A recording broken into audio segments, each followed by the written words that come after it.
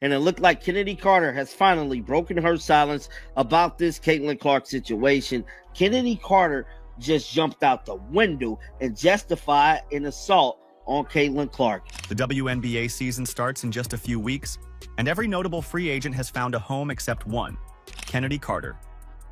The same Chennedy Carter who delivered that notorious shoulder check to Caitlin Clark last June. Can you break down that situation that happened?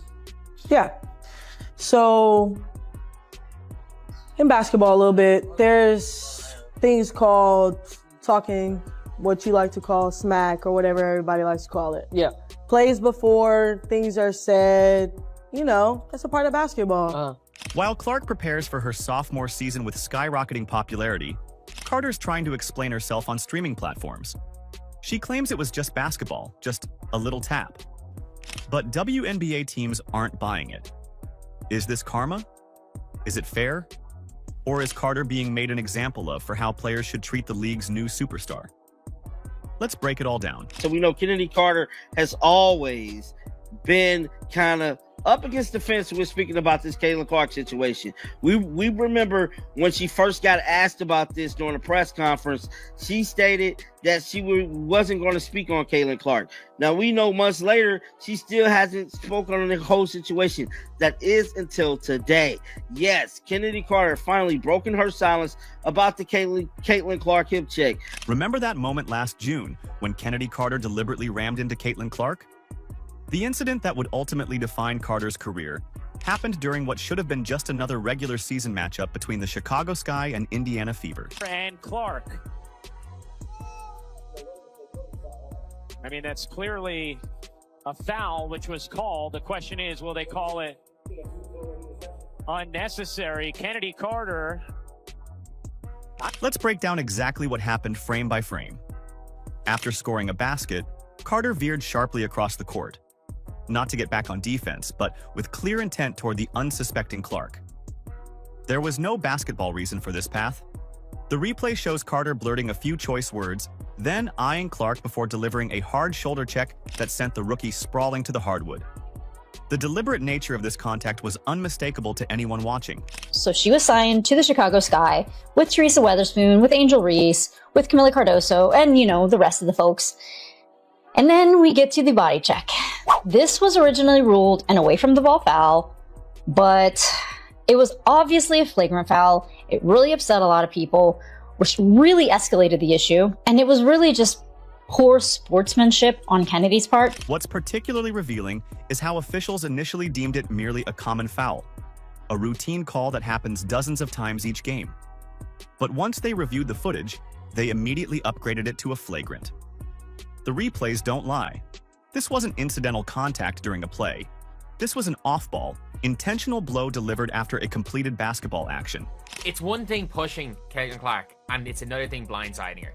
Like, I don't think there's no justification for that. Like, to be honest, we can be honest here.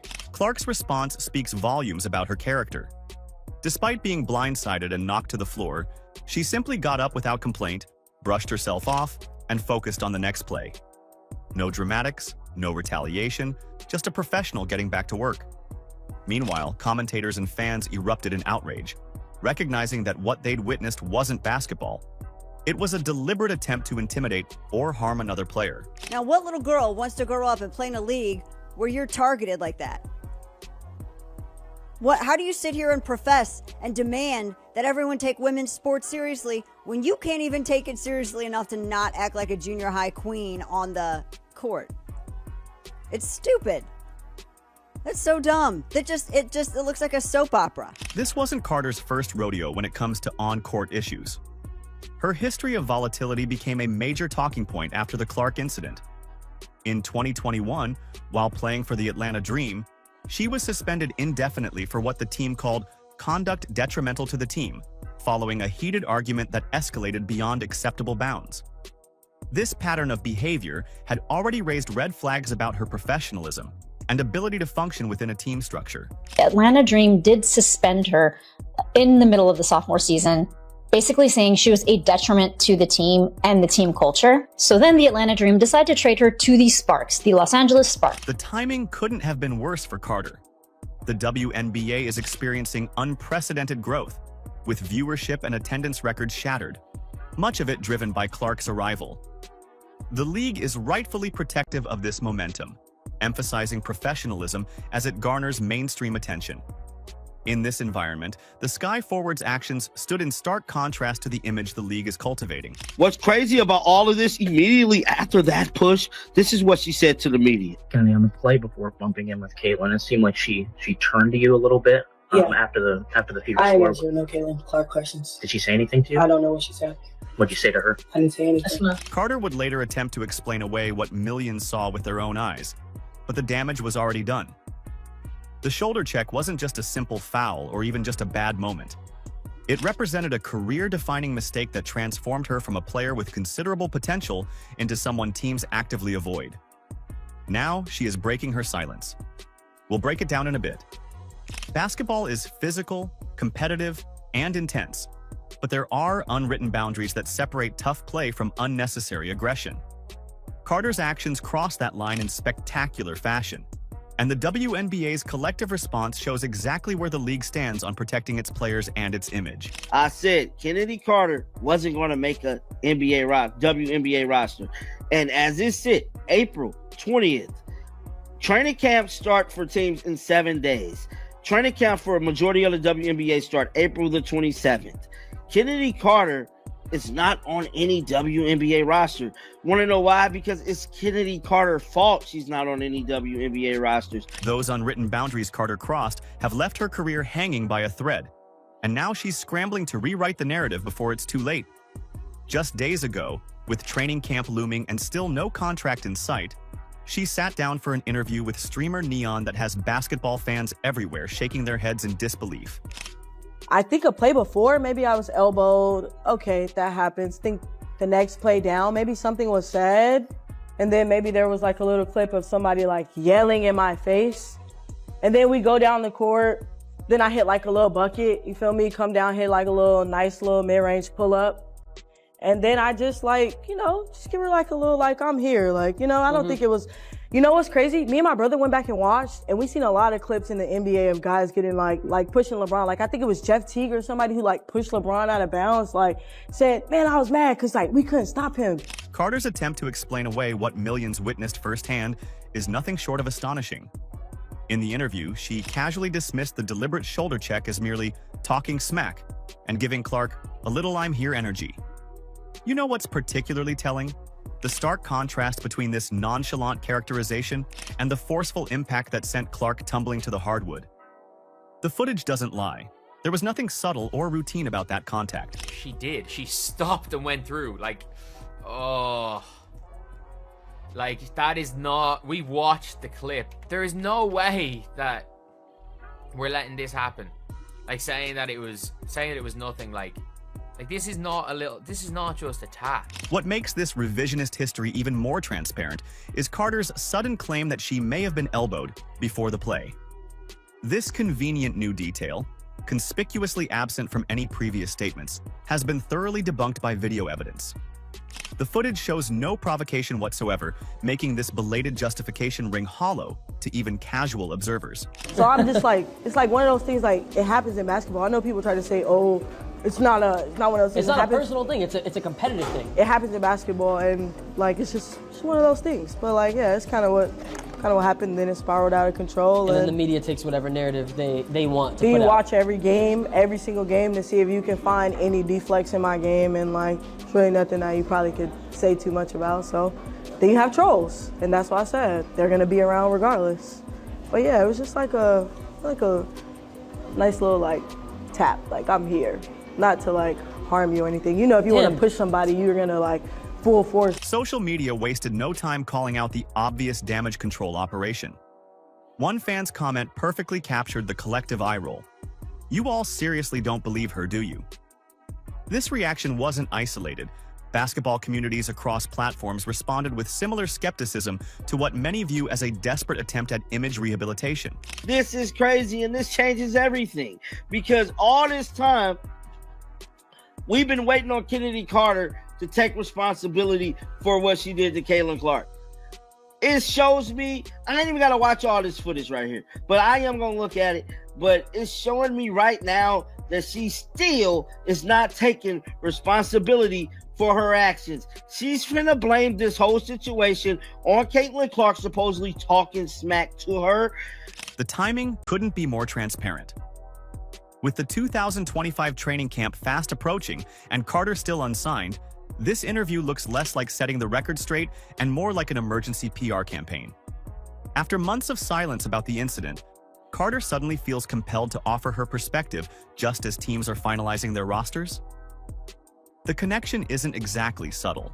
I mean, that happens, man. Like, it's one of those things. I'm a great player. She's a great player. It looks a certain way. Everybody's going to have their views on it. But my personal view is, I don't have anything against her. She's a great player, and so am I.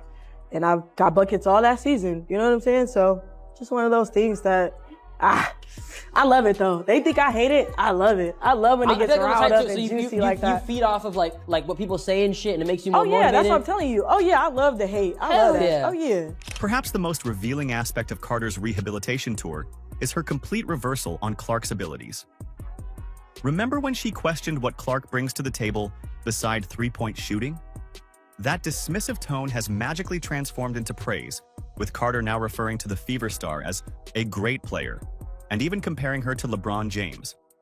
This dramatic shift in rhetoric suggests less of a genuine change of heart and more of a calculated strategy to appear reasonable and remorseful without actually accepting responsibility. This is a bad look, bro. This is her pretty much begging for a team to pick her up. Oh, it's just part of basketball. That's not part of basketball, bro. What you did to Caitlin Clark, you can't justify that assault.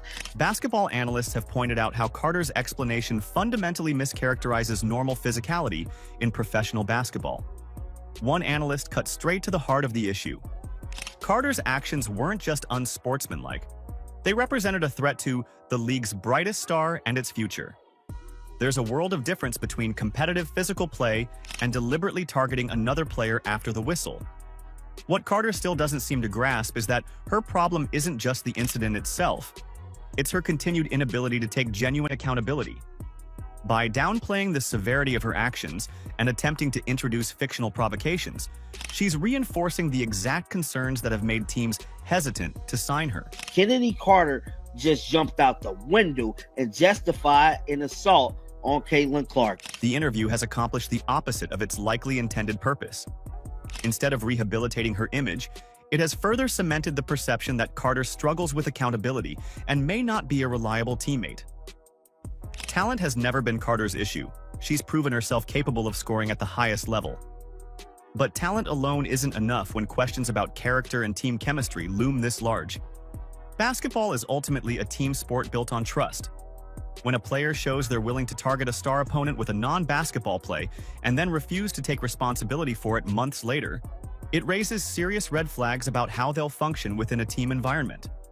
Carter's attempt to reframe the narrative has only emphasized why she remains unsigned while players with less raw talent have secure roster spots. Her actions prove that no team is willing to bet their luck on her. Now, granted, she's a dominant scorer, excellent basketball player in certain aspects of the game, but her behavior on and off the court is making it look real shady for her to get picked up by a team. The basketball world operates on an unwritten code that separates tough competitors from problematic teammates. And right now, Carter is experiencing something almost unprecedented in WNBA history. In a league constantly searching for offensive firepower, a player who averaged 17.5 points per game last season remains completely unsigned with training camps opening in just days. This speaks volumes about how front offices truly view her actions. And there has not been a peep about anywhere that she could be landing in this free agency. So a lot of people, including myself, are wondering, is she worth the risk now? What's particularly revealing is the Chicago Sky's decision to not even offer Carter a qualifying contract. Think about that for a second. They let their leading scorer walk away without attempting to retain her or get anything in return. In professional basketball, teams simply don't allow top offensive talents to leave unless there are serious underlying issues that outweigh their on-court production. I mean, she can score with the lights out. I mean, she can She's pure offense, a pure shooting guard, scoring guard. An instant offense. But if you're a team, do you really want her on the team? I wouldn't. When pressed about the decision, Chicago Sky GM Jeff Pagliocca carefully crafted his response, stating that changes to the team's staff and roster impacted Carter's fit, framing the move as giving her the best opportunity as a free agent. This calculated corporate speak barely conceals the real story. Behind closed doors, reports indicate significant locker room tension and concerns that Carter's presence was creating an environment detrimental to team cohesion. The most damning assessment comes from an anonymous WNBA executive who didn't mince words. They wouldn't touch her with a 10-foot pole. This brutal honesty reveals just how toxic Carter's reputation has become throughout the league. When executives are willing to make such statements, even anonymously, it signals a player has crossed from being merely controversial to becoming radioactive. I mean, good luck. Good luck. I don't know who's going to take her. I don't know what teams are going to take her. No, I don't think she's going to the Indiana Fever. I mean, yeah, bring her in after what happened. I don't think so. These concerns extend beyond just one incident with Clark. Teams are worried about Carter's overall impact on their ability to attract and retain other free agents. In today's WNBA, where player movement and roster building are increasingly sophisticated, no team wants to risk signing a player who might drive away other talent or disrupt carefully constructed team chemistry. What makes this situation particularly striking is that the WNBA is experiencing unprecedented growth and attention. With new broadcasting deals, increased corporate sponsorships, and exploding viewership, the league is intensely focused on capitalizing on this momentum. Reports suggest the WNBA is considering implementing stricter rules for player conduct, specifically in response to incidents like Carter's flagrant foul. The message is clear. The league will protect its image and its stars during this critical growth period. Come on, cheer for your teammates, be a part of this team, and then ensues an altercation between the two where Chennedy Carter was sent to the locker room mid-game, of which afterwards, after the game, this is what has been reported. I guess Chennedy Carter wanted to fight Courtney Williams, like physically fight Courtney Williams, who backed away from this and was like, no way. So there was no actual physical altercation that happened. Carter's situation differs significantly from other players who've received second chances after misconduct. The combination of factors working against her is unique. The high-profile victim, the lack of genuine accountability, the repeated pattern of behavior dating back to her suspension from the Atlanta Dream, and the timing amid the league's expansion. While some players have overcome similar issues, they typically demonstrated sincere contrition and a willingness to change. The most telling aspect of Carter's situation isn't the absence of a contract. It's the complete silence from all 12 franchises. Not a workout invitation, not a training camp opportunity, not even rumors of interest. This collective judgment represents something far more significant than punishment for a single flagrant foul. It's a league-wide verdict on her character and professionalism. To an extent, like you can criticize, especially on the court, when somebody 100% cheap shots your favorite player. Like, there's a level of going at. We all know with Chennedy Carter, it went way too far. Like, we can be honest here, it did go way too far with Chennedy. Basketball executives understand that talent alone doesn't win championships. Team dynamics, locker room culture, and player relationships matter enormously in a sport where 5 people must function as a cohesive unit. Carter's situation demonstrates how quickly a promising career can unravel when a player develops a reputation for putting personal vendettas above team success. As the WNBA prepares for what promises to be its most watched season ever, the contrast between its brightest star and its most notable absence couldn't be more striking. While Clark's star power fuels this unprecedented growth, Carter's absence serves as a powerful reminder that talent alone isn't enough. The league has made its priorities crystal clear, protecting the professionals who embody its values and vision for the future, even if it means leaving scoring talent on the sidelines. Let us know in the comments below if you believe Chennedy deserves not being on a team. Like, subscribe, and turn on all notifications so you never miss out. Click the video on the screen, and we will see you in the next one.